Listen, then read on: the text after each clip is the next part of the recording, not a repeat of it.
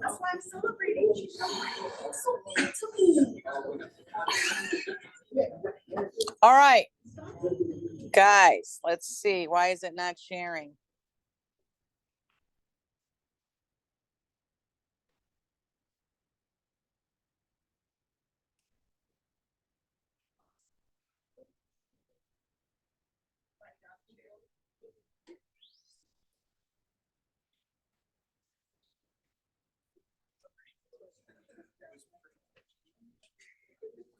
Okay, we are going to we're going to do another little exercise in hepatic clearance. Okay, we're not going to do renal clearance today because I asked Dr. Basu for a little more time. So we're going to do some more work with hepatic clearance today, finish that up.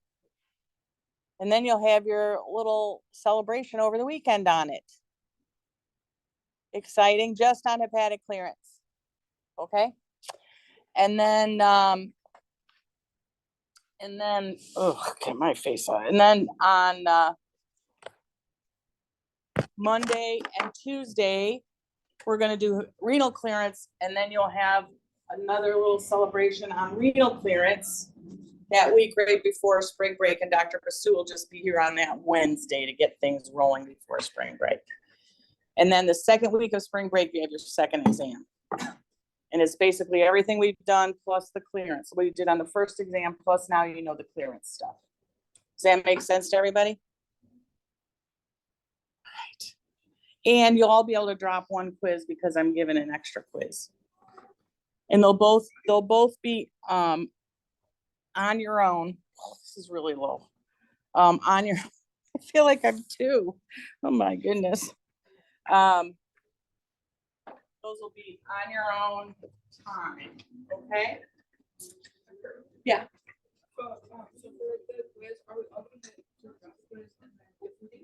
You get to drop two. Yes. Thank you for clarifying that. All right. Yes. It's only gravy, and it'll give you more exposure to more questions, which is really the whole point, right? So, okay.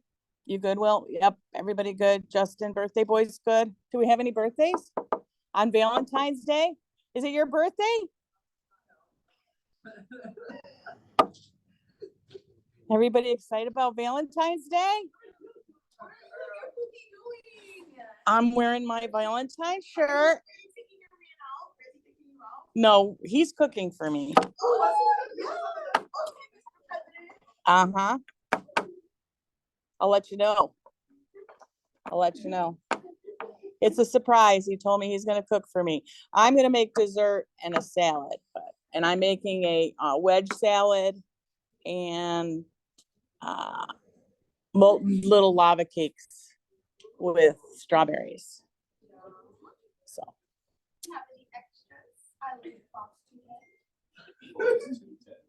I don't know what that means.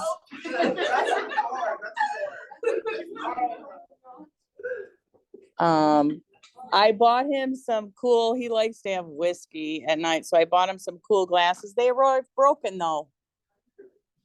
It's a bummer. They packed it without any packing, so of course they're broken, you know. But actually, one survived, and they just gave me my money back, so he's getting one, which I guess is all he needs. All right. He likes whiskey. It started during COVID. He's not really. Yeah, I'd rather have. I love mimosas. I'm like, I could have all champagne and be happy. All right. I hope you all, I'm sure you all have someone in your life that loves you without, well, your mama, your parents do. Yes, you all, I hope you all have someone that, of course, always. All right. Any other?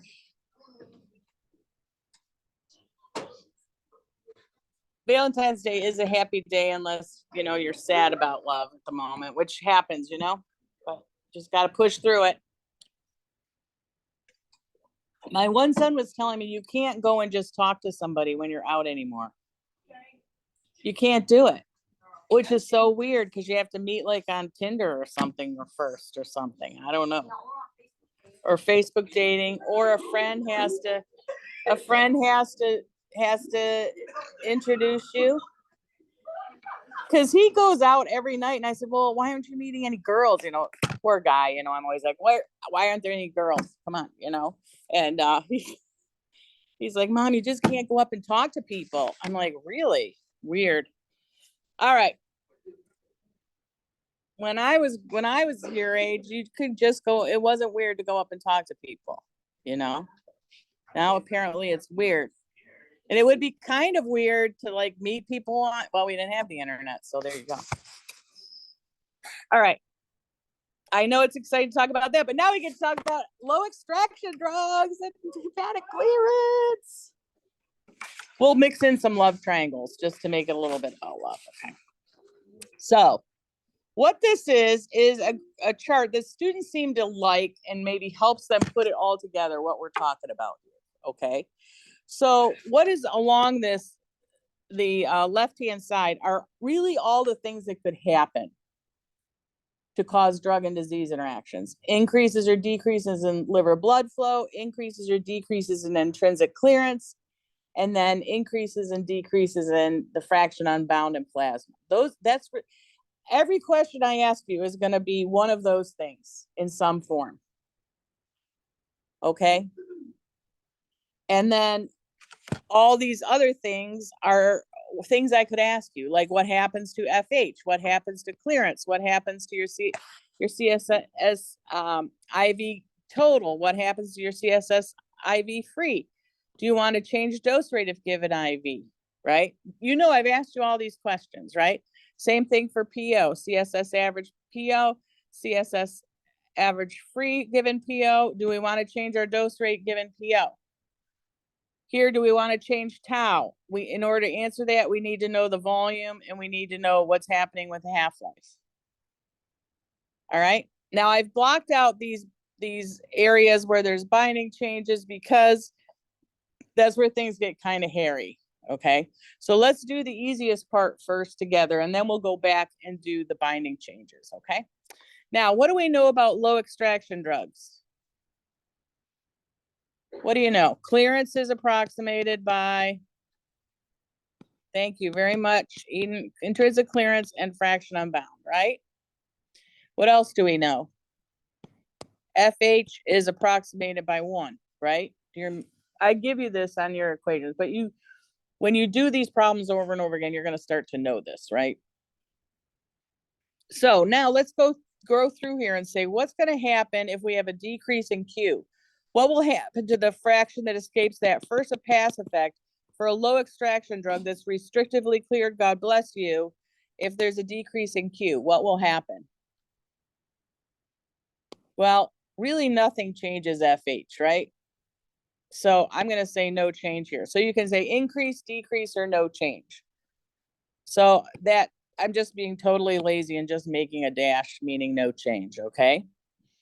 So any change in blood flow isn't going to matter. Is a change in intrinsic clearance going to change FH? Nope. And actually, not here either. We can answer that one pretty easily, can't we? If there's a binding change, no, because what's determining FH is really, it's just going to stay at 100 as long as it's a low extraction drug, okay? What about clearance now? Clearance, we have to pay a little more attention because it's determined by intrinsic clearance and binding, isn't it? What's going to happen, however, if there's a blood flow change? What do you think? Is blood flow a determinant of clearance for a low extraction drug that's hepatically cleared? Everybody says no. Nick is being brave and saying no. So will there be a change? No, because it is not a determinant of our clearance for this type of drug, is it? Are you good with this? Do you understand what we're doing? Kinda. What if there's a decrease in intrinsic clearance? So what if there's a decrease in, I say, metabolic activity, or there's been some sort of enzyme inhibition? What's going to happen to our clearance there?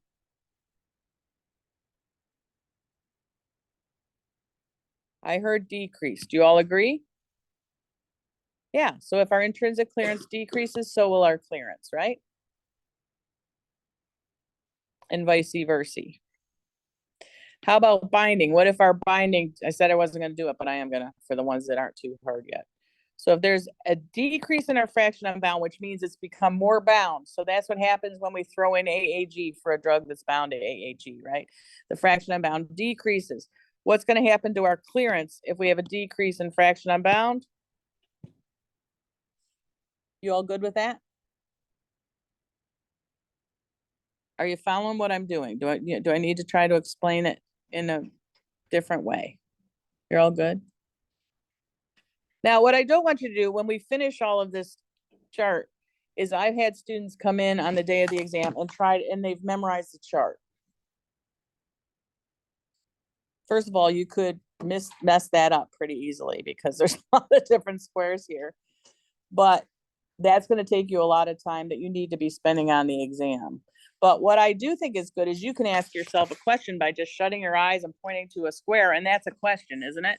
If there's an increase in Q, what happens? Do I want to make a dose rate change for a low? So see how it's every one of these is a question.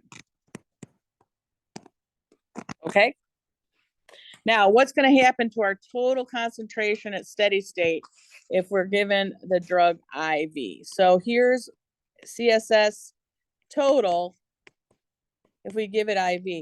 We don't have to worry about bioavailability. We just have dose rate over clearance, which for this drug is intrinsic clearance times fraction unbound, isn't it? So what happens if there's a change in Q? Will there be any change expected in the total concentration at steady state? Nope, no change. Why? Because Q is not a determinant there, is it? How about a decrease in intrinsic clearance? Well, if we decrease the intrinsic clearance, we're decreasing the clearance, which will increase our CSS total, right? Is everybody following me? You good, Shamaka? Yeah. Yeah. Times. Good question. Thank you for clarifying that. No, clearance is intrinsic clearance times fraction unbound. Okay. So the opposite is going to be true if we increase intrinsic clearance, right? Let's go ahead and do binding because this should be easy to see. So if we have a decrease in our fraction unbound, what's going to happen to our total concentration at steady state? It's going to go up, right?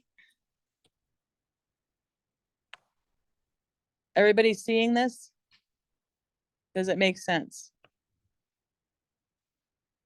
All right, let's skip the free for a minute. Well, let's not. Well, yeah, let's do the free. Why not? You guys are smart. The reason I want to do the free is how do we determine our dose rate change? Are we more concerned about free or total? Free is what tells you what's actually going to be able to be active, right? So we really want to look at free, but we usually don't. Why? Because when do we have to look at free? Only when there's been a binding change, right? So really for any of these, we can look at total, can't we? Because the same thing's going to happen with total. Let's be sure that's true. So let's show that that's true. So there's our total concentration at steady state. What would be our free concentration at steady state if given IV? It's going to be, we don't have to worry about bioavailability. So it's just dose rate over intrinsic clearance times fraction unbound. And then we have to multiply the whole thing by fraction unbound, right? Do y'all remember this? So this is total. We just multiply total times fraction unbound to get our free concentration. Is everybody good? And what we can see is that those will cancel, right? So again, at steady state, we should see no change if there's a binding change. Binding changes are going to balance each other out. So what's going to happen if there's a decrease in Q to our free concentration? Nothing, right? Because Q is not a factor. That's an easy one. How about if there's a decrease in intrinsic clearance? Decrease in intrinsic clearance is still going to cause an increase in free concentration, right? Whoops. Did I get that right? Yeah, an increase in free concentration and a decrease in intrinsic clearance is going to cause a decrease. So what we see here is that total and free are the same, aren't they? Which is what we expect, because we know that total will always reflect what's happening with free, as long as there's no change in binding. And so these were not, none of these were changes in binding, were they? Whoops, I should include that one. But now we come to the change in binding. So now we have to pay attention, don't we? If there's a decrease in fraction unbound, do we expect to see a change in our free concentration? No, correct. Very good. Nope, we don't. So binding changes are not going to change free concentration. So here's where we have the difference, right? La différence, because there's been a binding change. So now we have to answer the question, would you want to make a change in your dose rate if given IV? So we're going to look at, we can look at total or free for any of these first four columns because there's no change in binding. But because there's a change in binding, we can only look at the free to make that decision for those binding change situations, right? So do you want to make a change in dose rate if we have a change in liver blood flow?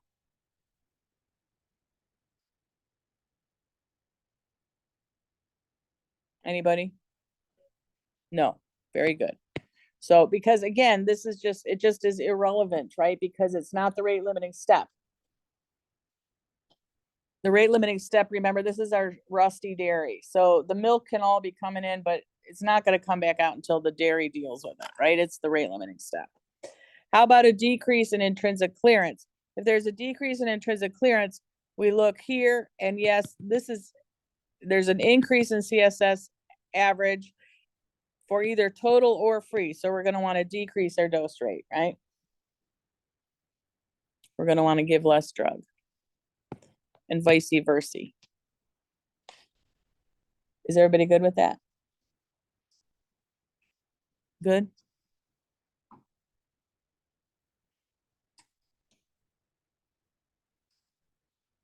And now how about binding? We're going to want, if there's binding changes, we don't want to make changes in dose rate, even though our total concentration will throw us off, won't it?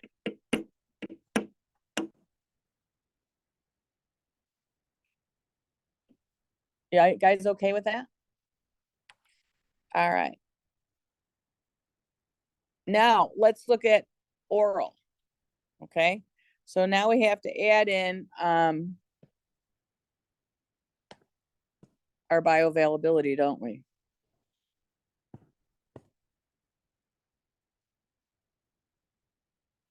So this doesn't change, right? What determines clearance and FH do not change. But now we have to consider this, don't we? So when we look at CSS total, given PO, we now have to worry about bioavailability, don't we? And what determines bioavailability? FA, FG, and FH. And what is FH approximated by for a low extraction drug? 1 times dose rate. So this is our bioavailability here that we've had to add in. And then we divide that by clearance, which is intrinsic clearance times fraction unbound, right? Now, I guess I could have added some more things over here, like changes in FA and changes in FG. If there's changes in FA or FG, that's still going to affect our CSS average, isn't it? Because it's still going to affect the bioavailability. But I'm focusing on FH because that's tied to clearance here, isn't it? So if we have changes in Q, we don't expect any changes in our total concentration. Is everybody good with that? What about a decrease in intrinsic clearance? A decrease in intrinsic clearance is still going to decrease our clearance, right? So we're still going to see an increase in CSS average, whether it's given IV or PO, right? Because it's affecting clearance and vice versa here, right? Everybody good?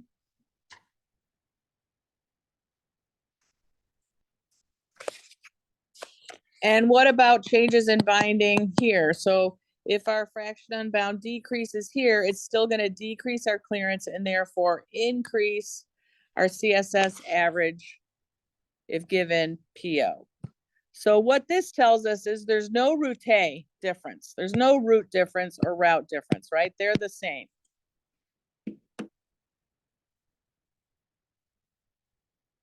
There's no route dependent or difference.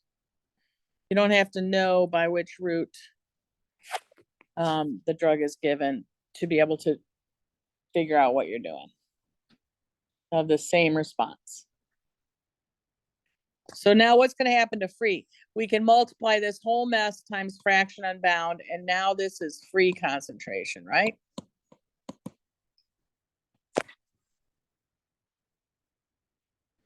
So what's going to happen to our free concentration?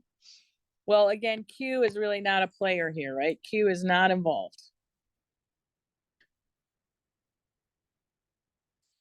Our intrinsic clearance is going down, therefore it does really, this doesn't change anything. So we're going to still have a, wait, what's going on? A decrease in intrinsic clearance. So this is going to increase, sorry. Increase and decrease. Everybody good?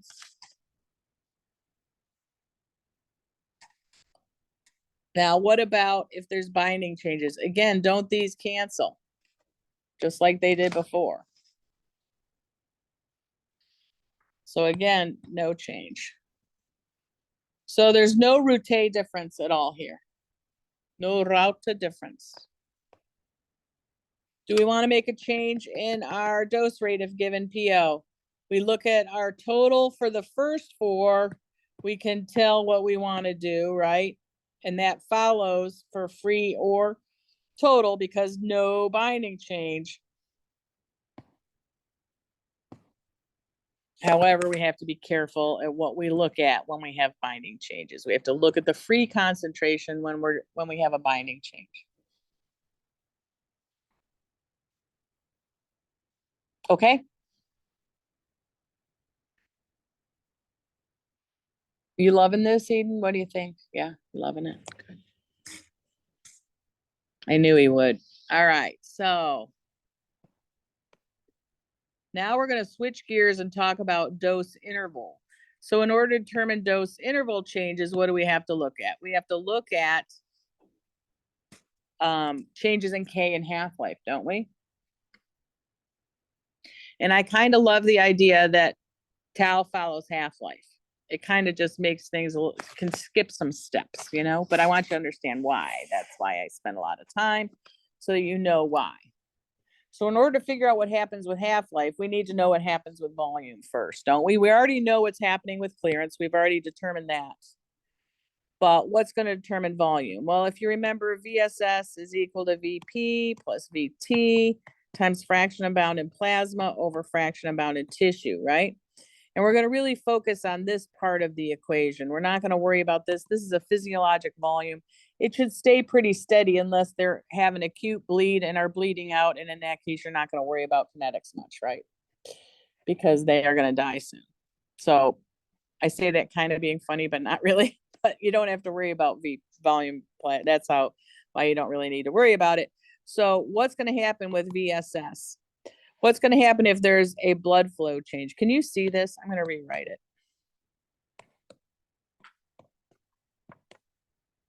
What's going to happen if there's a blood flow change? Is that going to affect volume at all? No. How about enzyme activity? Is that going to, if enzyme activity changes, is that going to change your volume at all? The only thing that really affects volume is really binding, right? At the end of the day.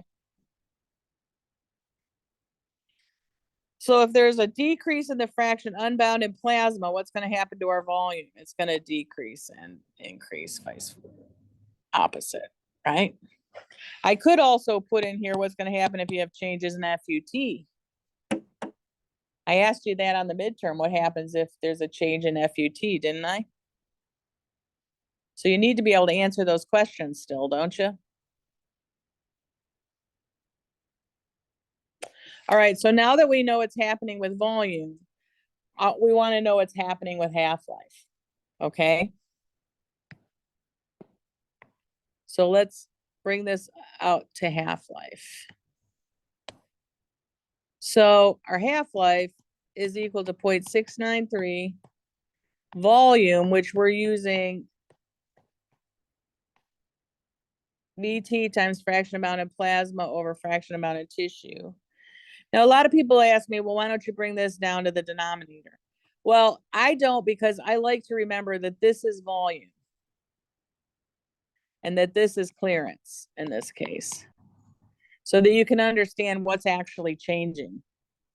If you start simplifying this, you might lose sight of the fact that fraction amount of tissue is really about volume, not about clearance. I don't want you to think of that somehow that tissue binding has something to do with clearance. It doesn't.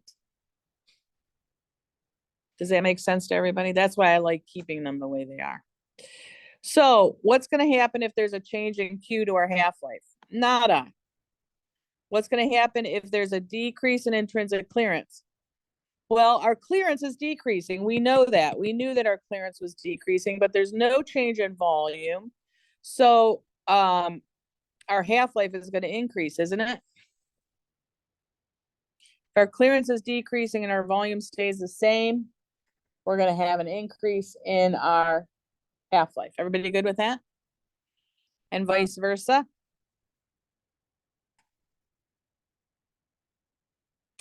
But maybe you haven't noticed this yet, but remember our fraction unbounds are the same thing both in the numerator and the denominator here, because it's affecting both the volume and the clearance to the same extent. So if the fraction unbound goes up, if I asked you if your fraction goes up, does your volume go up? Yes. If I asked you if your fraction unbound goes up, does your clearance go up for a low extraction drug? The answer is yes. But then if the question is, does half-life change? What's the answer?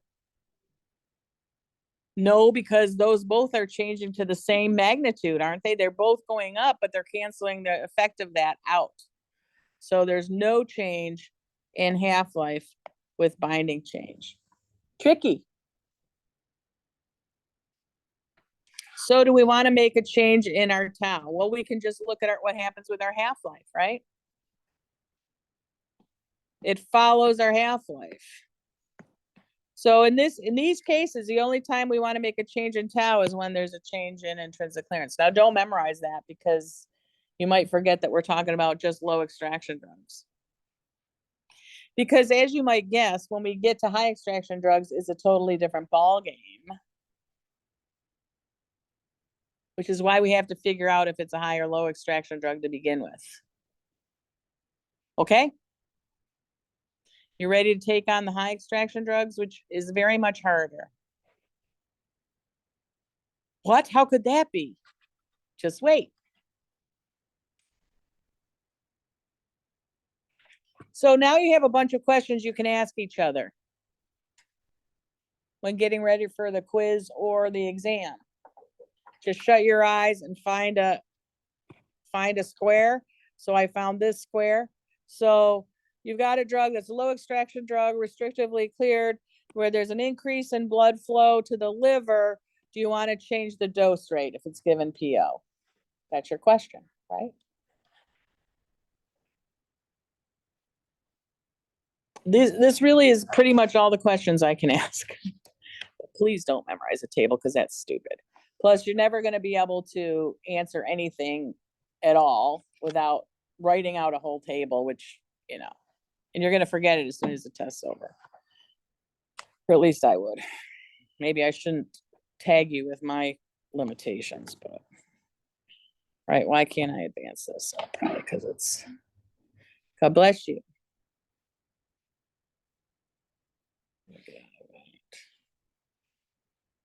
Discard.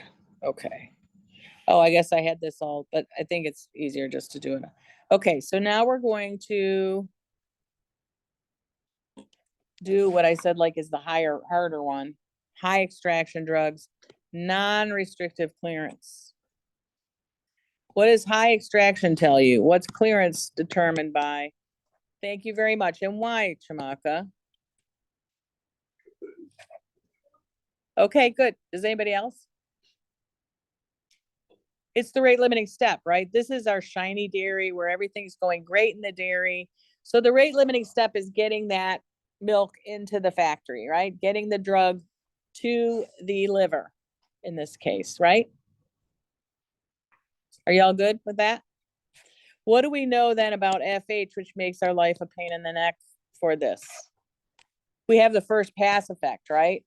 And we have to consider Q over intrinsic clearance times fraction unbound, which remember, I don't expect you to memorize. It's in your equation sheet. But what do we also know about this fraction unbound if it's non-restrictively cleared? The liver sees it all as being free, not just limited by the binding. So we can kind of make a 1 over this. It's not a true fraction unbound because the liver sees it all as being free because of non-restrictive clearance. Okay, so now we are ready to start filling out our chart. What's going to happen to our fraction that escapes the first pass effect if we slow down the liver blood flow, which can happen with CHF and some drugs where you have a slowing, or in shock, you can slow the blood flow to the liver. Some liver disease also causes this. So what's going to happen to FH? The fraction that escapes the first pass effect is going to go down. So less drug is going to make it through the liver. So your bioavailability is going to go down, isn't it? And vice versa. We also have drugs and disease states that where you'll see an increase in liver blood flow. A lot of caffeine situations going on here where everyone needs to have a break. How about if there's a change in intrinsic clearance? If we inhibit those enzymes, what's going to happen? And this makes sense, right? If you inhibit those enzymes, more drug's going to make it through the liver, isn't it? Does that make sense to you? So you're going to have an increase in your fraction that escapes that first pass effect, thereby increasing your bioavailability, right? And vice versa. Are you guys all good with that?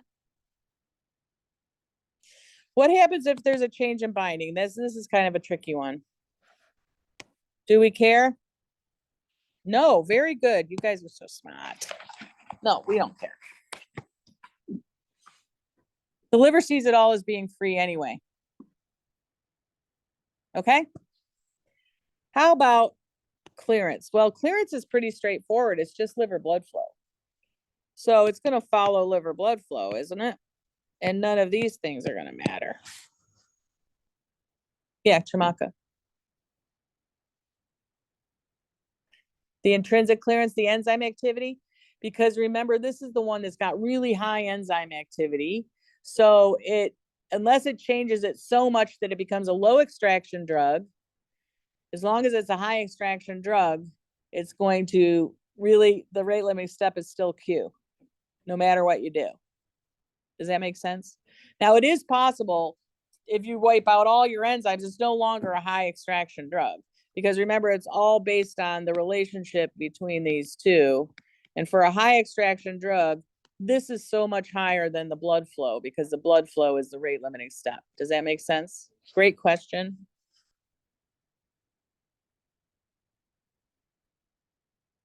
All right, how about our total concentration at steady state? We're going to stick with IV first because that's, easier. So we don't have to worry about bioavailability, thank goodness, because we're going to expect to see route differences here, aren't we? So we've got dose rate over clearance, which is pretty straightforward, Q.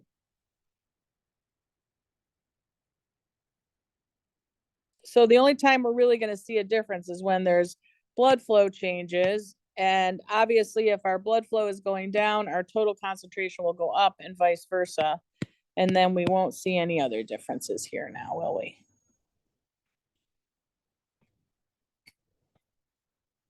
And what about free concentration? What are we going to do to change this from total to free? Everybody, just multiply it times fraction unbound, because that's how we go from total to free. Total times fraction unbound gives us the free concentration.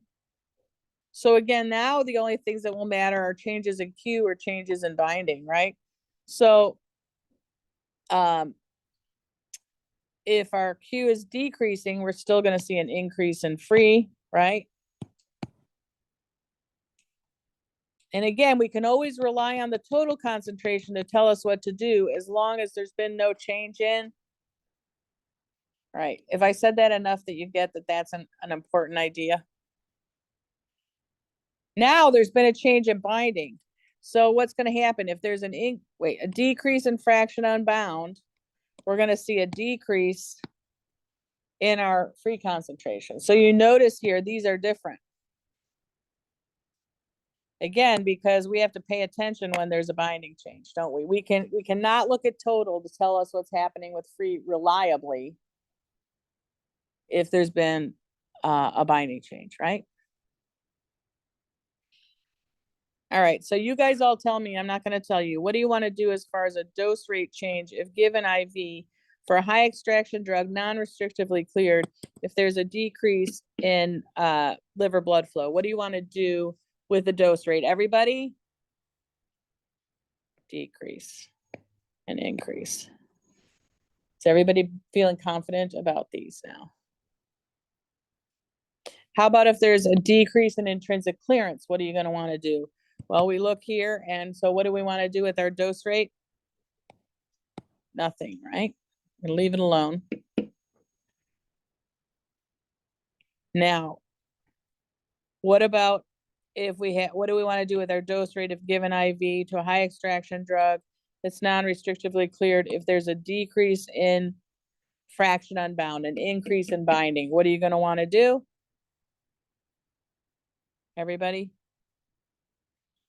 Increase, right? We look at the free concentration, but what's going to come back from the lab? That there's been no change, right? So you're going to have to do some convincing, aren't you, of the team, because the team isn't going to see it in the lab results.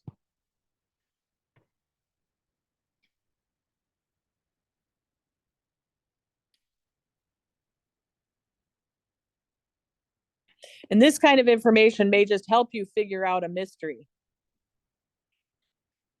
right? If the total concentration hasn't changed and you start to see some lack of efficacy, there might have been a binding change, right? And that's why you're not seeing it. So you need to increase the dose rate.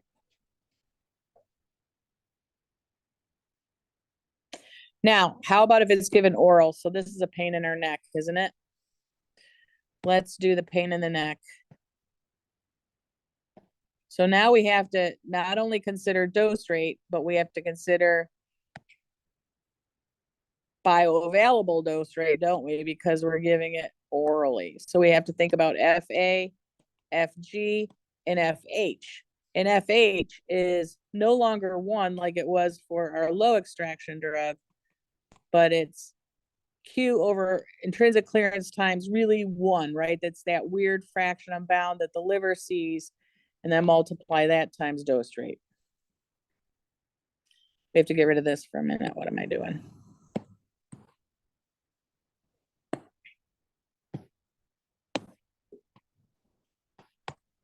Can everybody see that? There's a lot of scribbling. I'll give you a key to this so you can, hopefully it's not as scribbly. Q over nothing at the moment because it's only clearance, right? And clearance for this drug is Q.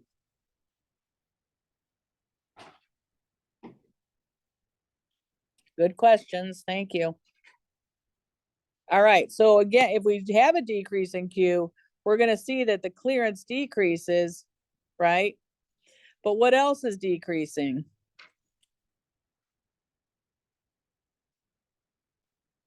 Our bioavailability. Maybe I should have a column up here with bioavailability, huh? What's going to happen to our bioavailability? It's going to decrease because our FH is decreasing, isn't it? So these two will cancel each other, yeah?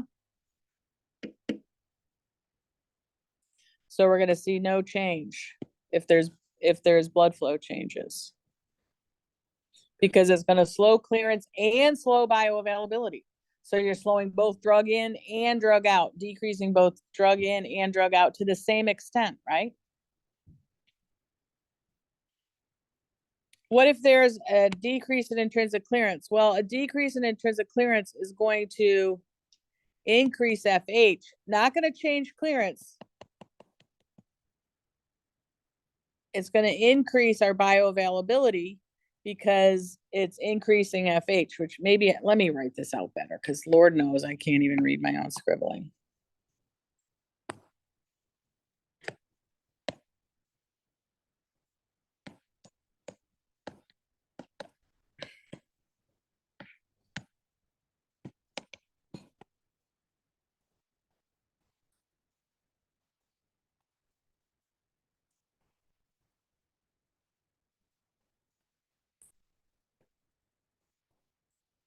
That better? See it a little bit better? So if we're decreasing our intrinsic clearance, we are increasing our FH, which we already knew was happening. We're increasing FH, and that's really all that's going on. So if we're increasing our FH, more of it's making it through that first pass effect. Therefore, we're increasing bioavailability, which will increase our total concentration at steady state if given PO. So this change in intrinsic clearance is not because of a change in clearance, but because of a change in bioavailability, isn't it? And that FH. What if there's a binding change?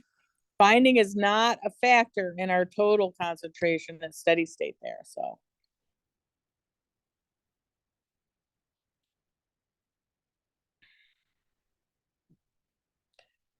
Now, when we figure out our free concentration, we have to multiply this whole mess times fraction unbound. This is not gonna cancel with anything, is it? Even though that's a fraction unbound, that's not a true fraction unbound. That's really what the liver sees as being all free. But this is a true fraction unbound as measured in your plasma. So what's going to happen if there's a decrease of Q? The Q's still cancel, don't they? At steady state. Remember, we're at steady state here. So the Q's, we won't see any difference here. There's a decrease in intrinsic clearance. That's not going to change with the adding that fraction unbound component. So it's going to be the same, isn't it? And that's what we expect. We can always look at total to determine what's happening with free as long as there's no binding change. Now, what if there's a decrease in fraction unbound? Well, this is going to decrease, isn't it? Does it cancel with anything? No. So this whole thing is going to decrease, isn't it?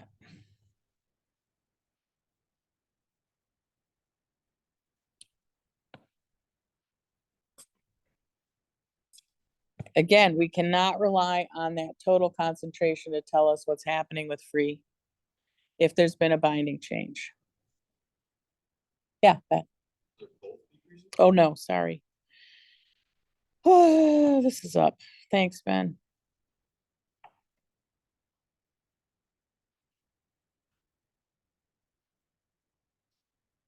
All right. Now, do we want to make a change in our dose rate if given PO? We just look here at our free or at our total as long as it's these first four. So what do you want to do if there's a blood flow change? Nada, right? Now, what I want you to notice is there's a different answer whether it's given PO or IV here, isn't there? So if it's given PO, we don't want to change it. If it's given IV, we do, don't we? What's that called? Route dependence or route dependence or route dependence. Depends on by which route we're giving the drug, IV or PO. We call them first pass routes or non-first pass routes. So if you give something sublingually, it doesn't go through the liver first. So that's a non-first pass route. If you give something orally, it does go through the liver first, right? If you think about all the different ways we can give drugs, that's why we give nitroglycerin under the tongue, because it's a very high extraction drug. So you want it to miss the liver. We don't give nitrates orally because not enough of it makes it through the liver to make sense. Does that jive with you? Okay, good. How about a decrease in intrinsic clearance? If we decrease the intrinsic clearance, again, it doesn't really matter if we've added this fraction unbound component. We're going to see the same effects as far as what wait. I'm sorry, I got it backward. We want to increase and to get the opposite there, don't we?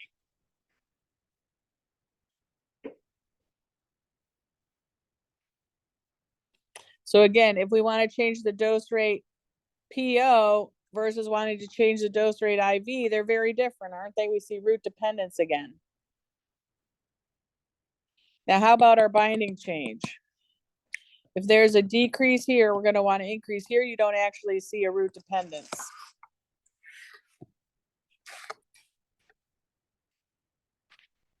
All right, now, are you guys all good with this?